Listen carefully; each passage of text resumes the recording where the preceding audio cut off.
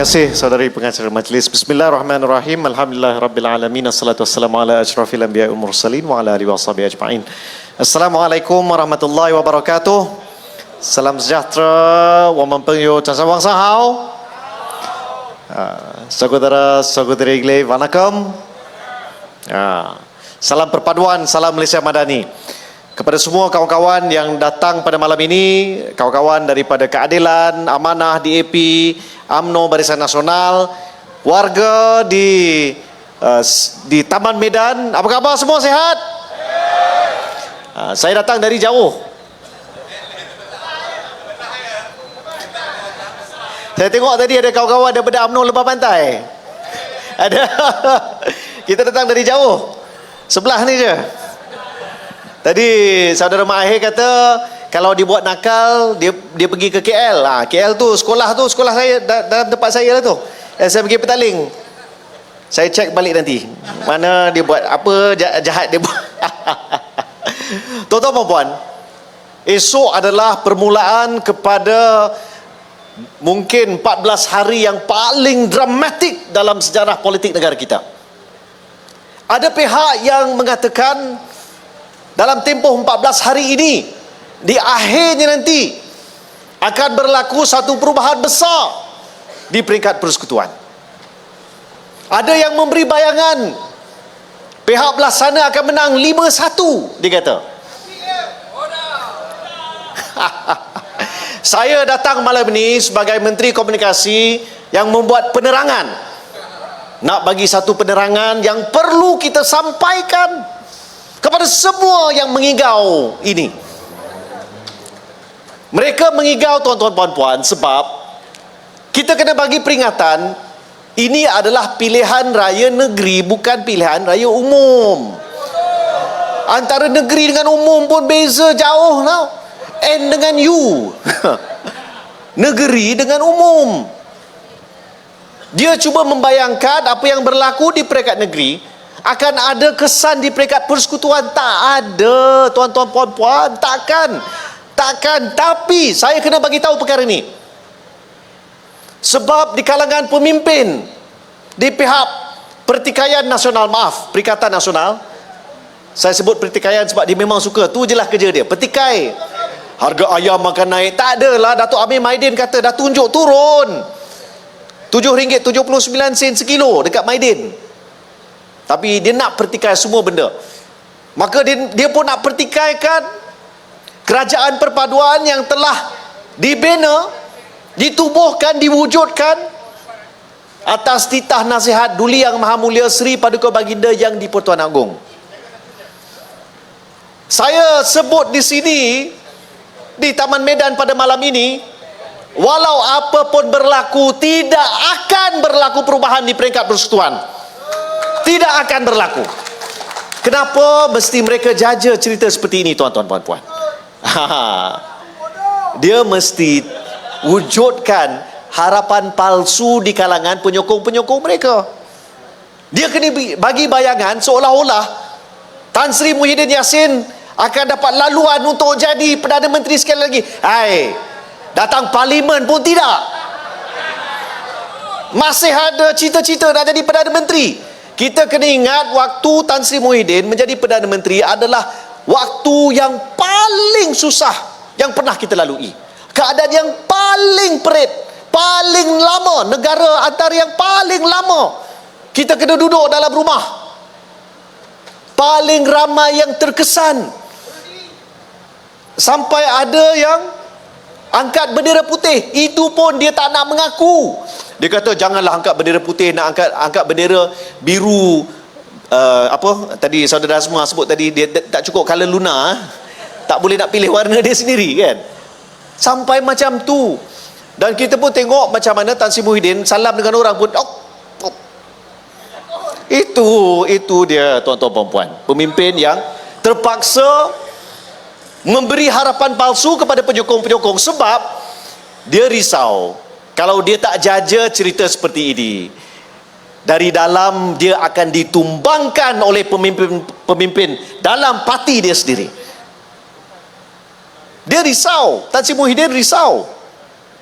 Sebab dia tahu kalau dia tak boleh jaja cerita ni dan benda tu tak berlaku, dan saya percayalah tuan-tuan puan-puan, ia takkan berlaku. Tapi saya cerita kenapa selepas ini. Tapi dia terpaksa jaja cerita ini sebab itulah satu-satunya jalan untuk dia kekal sebagai presiden parti dia. Saya kena bagi tahu kenapa dia tak akan berlaku. Pertama, kita sekarang ni ada PRN bukan PRU. Tidak akan ada perubahan di peringkat persekutuan dari segi kerusi. Kalau ditakdirkan Pakatan Harapan menang di Kuala Terengganu, dari 148 kita naik 149. Kalau kita tewas pun di Kuala Terengganu, tak berubah 148. Dan kalau dijaja, ada sejumlah ahli parlimen dari parti sekian-sekian akan lompat, mereka hilang kerusi secara automatik. Itulah realiti pada hari ini. Tapi dia takut nak hadap realiti ini, jadi dia jajalah cerita seperti ini. Dan kita juga ada orang yang maha tua,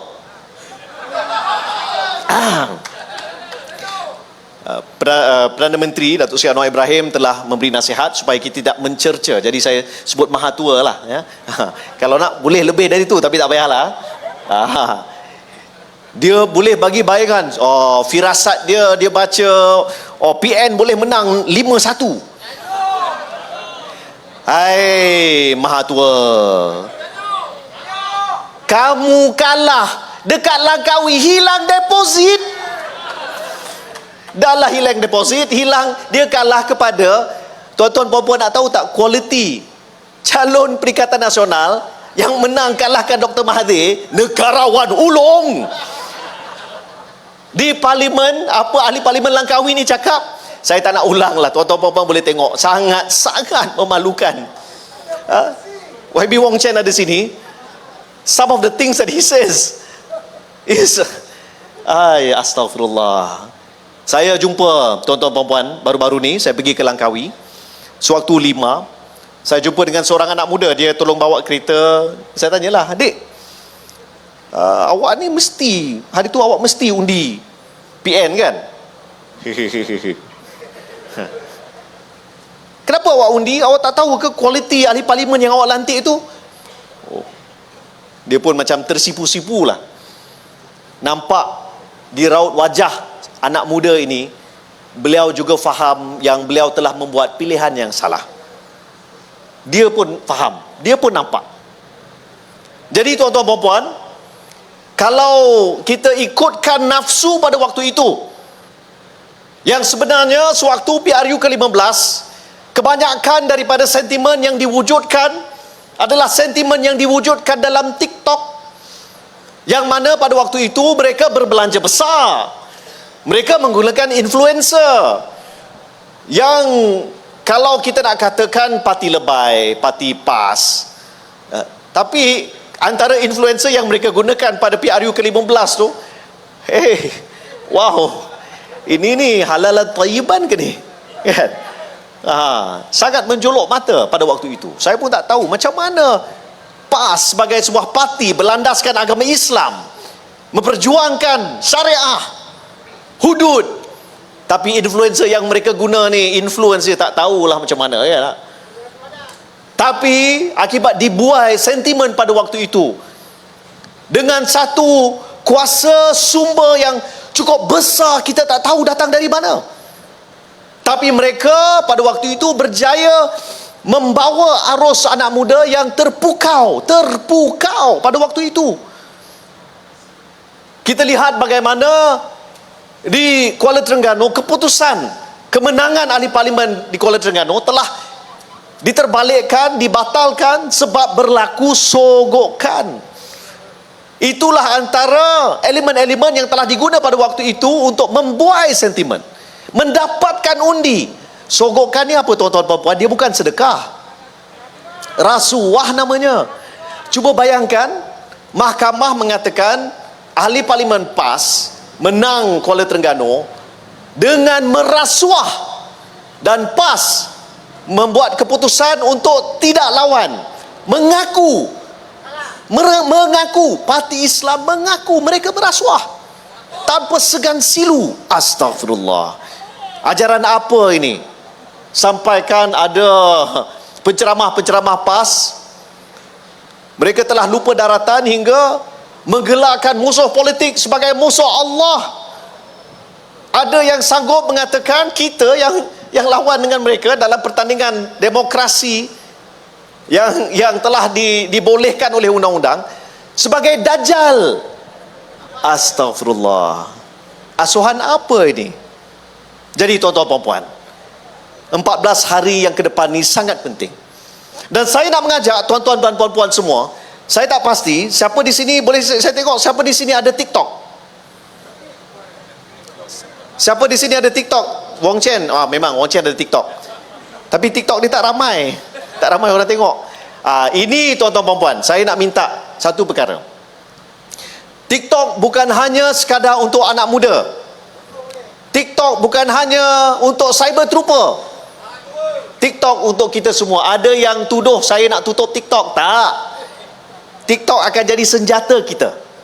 Jadi saya panggil tuan-tuan puan-puan semua, saya jemput tuan-tuan puan-puan semua, buka akaun TikTok, cari konten Barisan Nasional, Pakatan Harapan, like, share, repost, bagi tahu pada kawan-kawan. Lebih ramai sekarang yang mungkin menonton kita di TikTok dan Facebook berbanding yang ada di sini. Itulah realiti medan politik hari ini. Jadi tuan-tuan puan-puan, saya nak sampaikan sedikit pesanan sebagai Menteri Komunikasi. Pertama, jangan dengar cakap Mahathir. Kedua, jangan dengar cakap Mahyadin. Ketiga, jangan dengar cakap Pak Lebay yang menjanjikan surga untuk mereka yang mengundi kita. Tak, jangan. Ya, jangan percaya. Kerana mereka terlibat dengan rasuah dan mereka tak boleh nafikan perkara itu berlaku. Saya ingin sentuh beberapa perkara lagi. Sebab kita lihat musuh kita, mereka hanya mampu mencerca, mengejek, memperlekeh, kata Amiruddin tak cukup inci. Ada yang kata Fahmi Fadzil muka beruk, suka naik basikal. Saya nak cerita satu perkara, tuan-tuan dan puan. Ini perkara penting dalam minit-minit yang terakhir. Kerajaan, sama ada kerajaan negeri Selangor maupun kerajaan persekutuan, terutama kerajaan persekutuan, kerajaan perpaduan di peringkat persekutuan, dalam tempoh yang sangat singkat telah berjaya merombakkan hala tuju ekonomi negara kita. Kenapa saya cakap begini? 3 bulan pertama pertumbuhan ekonomi kita lebih rancak daripada China, 5.6% pertumbuhan ekonomi. Diikuti dengan kadar inflasi yang paling rendah pada bulan Jun, merendah ke 2.4%. 2.4%. Sampaikan tuan-tuan puan-puan, saya kena cerita. Bila dikira sektor komunikasi, sektor yang saya jaga, inflasinya bagi bulan, saya tak cek bulan Jun, tapi bulan Mei, inflasi bagi sektor komunikasi negatif 3.6%. Maksudnya tak ada naik, turun adalah. Dan kita lihat jumlah pelabur yang masuk bukan hanya di negeri Selangor. Elon Musk buka ibu pejabat Tesla di Cyberjaya di negeri Selangor. Dia tak buka dekat Kuala Terengganu. Dia tak buka dekat, bukan nak cerca lah, tapi menunjukkan bahawa kerajaan pentadbiran yang ada sekarang, dengan politik yang stabil, dengan hala tuju ekonomi yang baik, dengan pertumbuhan yang sehat, percayalah tuan-tuan puan-puan, sekiranya kita mengembalikan kerajaan perpaduan di negeri Selangor, Selangor akan menjadi lebih megah, lebih maju dan lebih makmur untuk semua rakyatnya. Maka dalam 14 hari akan datang, jangan kita leka, jangan kita duduk diam. Pergi ke seluruh pelosok negeri, panggil semua kawan-kawan kita. 12 hari bulan Ogos kita keluar dan kita undi Barisan Nasional dan Pakatan Harapan. Boleh atau tidak? Perpaduan. Bila saya sebut perpaduan, ready. Perpaduan. Perpaduan. Perpaduan. Kita. Terima kasih. Assalamualaikum.